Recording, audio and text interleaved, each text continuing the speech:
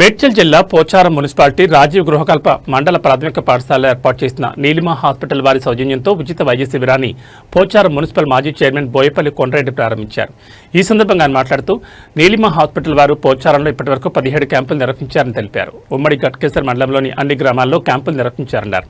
ప్రతి క్యాంపులో అనేక మంది రోగులు పాల్గొని రిజిస్ట్రేషన్ పరీక్షలే కాకుండా ఉచితంగా మందులు పంపిణీ చేయడం జరుగుతుందని, గర్భిణీ స్త్రీలకు ప్రత్యేకమైన ప్యాకేజ్తో డెలివరీ చేస్తున్నారని అన్నారు.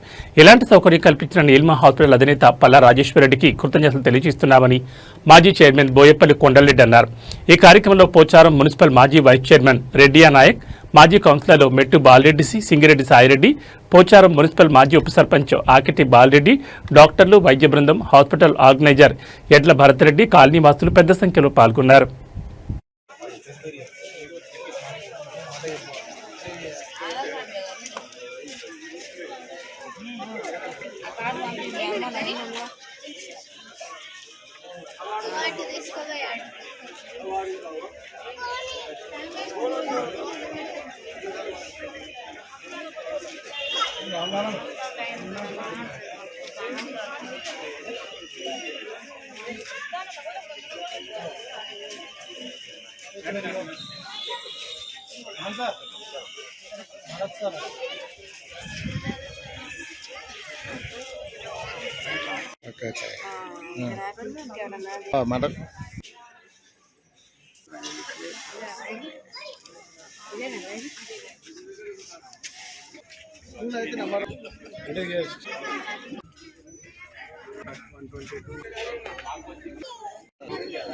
మన కాలనీ తరపుగా చాలా శుభ కార్యక్రమం.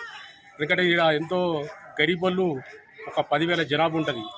ఈ 10,000 జనాభాకు ఇక్కడ మన సంబంధిత నీలిమ హాస్పిటల్ పడడం మా కాలనీకి, ఇక్కడ పరిసర ప్రాంతాలకు కూడా మంచి అవకాశం.